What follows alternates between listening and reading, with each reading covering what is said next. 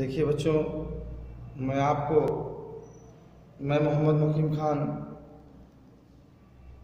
कक्षा 7 के सामाजिक विज्ञान का खंडगा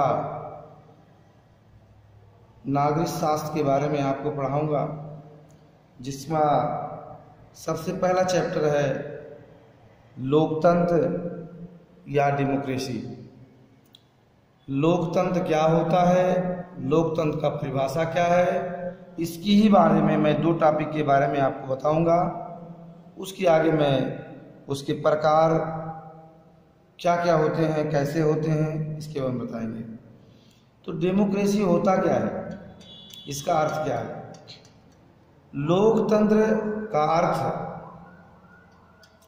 लोकतंत्र जनता का शासन से मतलब है।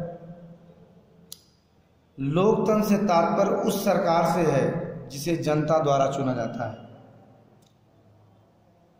डेमोक्रेसी, जो कि अंग्रेजी में नाम इसका डेमोक्रेसी है, जो डीमोस, जो 2 शब्दों से डीमोस और क्रेटिया शब्द से बना है, और इसकी परिभाषा क्या है? हमारे देश में आप जानते हैं कि वयस्क मताधिकार की व्यवस्था है, जिसमें व्यक्ति अपना मत दे करके, एक मूल वोट दे करके एक शासक चुनता है। जो शासक शासन को चलाता है वह लोकतंत्र के अधीन होता है। लोकतंत्र हमारे देश में, हमारे भारत में बहुत अच्छे तरीके से चलता है, और लोकतांत्रिक देश इसी तरीके से हमारे सरकार द्वारा चलाई जाती है। अब आप जानते हैं इसका अर्थ तो यही हुआ, लेकिन लोकतंत्र की परिभाषा क्या होती है? लोकतंत्र की परिभाषा क्या है, अर्थ क्या है? अर्थ तो हमने बता दिया। अब आप पढ़ेंगे लोकतंत्र की परिभाषा क्या है। लोकतंत्र की परिभाषा विभिन्न विभिन्न रूपों में परिभाषित की गई है।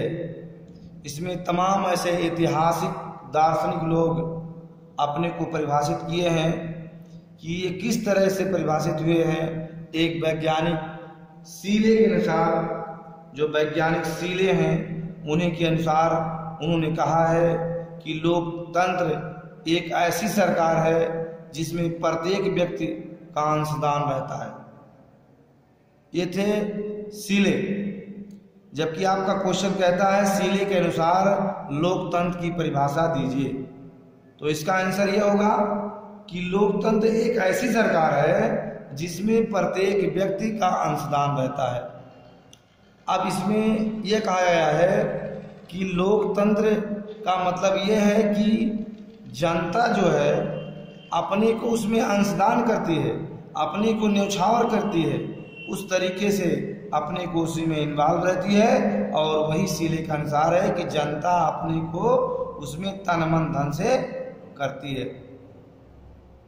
उसके बाद दूसरे एक अब्राहम लिंकन थे, उनके अनुसार, जो अमेरिका के पूर्व राष्ट्रपति थे, वो भी दार्शनिक थे। उनके अनुसार लोकतंत्र की परिभाषा आप सुन लीजिए। लोकतंत्र जनता द्वारा जनता के लिए चुनी गई सरकार होती है। यानी लोकतंत्र जनता द्वारा चुनी गई सरकार होती है। अब आप जानते हैं कि जनता द्वारा अपने पूर्ण मत को दे करके एक शासक चुना जाता है। इस लोकतंत्र में वह शासक लोगों पर, जनता पर शासक करता है, और उसी के मातहत लोग चलते हैं। अब आया तीसरा टॉपिक लोकतंत्र के प्रकार। लोकतंत्र दो तरह के होते हैं। नंबर 1 प्रत्यक्ष लोकतंत्र, दूसरा अप्रत्यक्ष लोकतंत्र। आप जानते हैं कि प्रत्यक्ष लोकतंत्र एक निश्चित लोगों के लिए होता है, जिसमें उसके पास तमाम धन बल के साथ होता है और वह वर्तमान समय में विशाल क्षेत्रों में जनसंख्या वाले बड़े राज्यों के लिए ही व्यवहारिक नहीं है।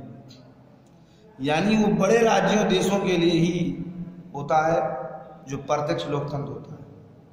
लेकिन सबसे ज़्यादा प्राथमिकता सभी देशों में, सभी राज्यों में अप्रत्यक्ष या परोक्ष लोकतंत्र प्रचलित है या अप्रत्यक्ष लोकतंत्र प्रचलित है। प्रत्यक्ष लोकतंत्र को ही बढ़ावा दिया गया है। प्रत्यक्ष लोकतंत्र भी आप जानते हैं किसको कहा जाता है?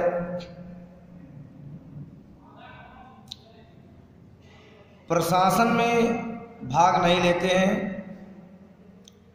ये प्रतिनिधित्व का चुनाव करते हैं और ये लोगों की ओर से कानून तथा सरकार चलाने का कार्य करते हैं। इसी को ही अप्रत्यक्ष कहा जाता है। अप्रत्यक्ष लोकतंत्र तमाम तरह से लोग उसको परिभाषित करके देखते हैं और यही अप्रत्यक्ष लोकतंत्र आज हमारे देश में, जिसके माध्यम से चुनाव पंचवर्षीय योजना के तहत होती है और उस पंचवर्षीय योजना में जनता अपनी बहुमूल्य मत देकर के शासक को चुनती है।